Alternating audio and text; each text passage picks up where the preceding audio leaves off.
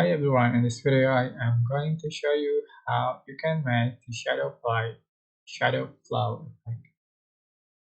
effect in CapCut PC. So start your videos or photos you like to edit, and for instance going to select CapCut logo and just going to effect and select video effect, select distortion, scroll down until you find the shadow flow, just add to the track. Right, this is Pro Effect. You have to join Pro first to be able to use this effect.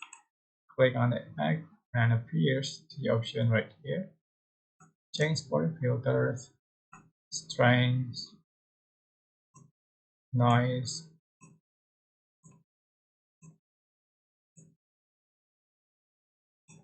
and the range. So this is the final effect you have on you. I hope this tutorial was helpful for you guys. Don't forget to like, comment, share, and also subscribe.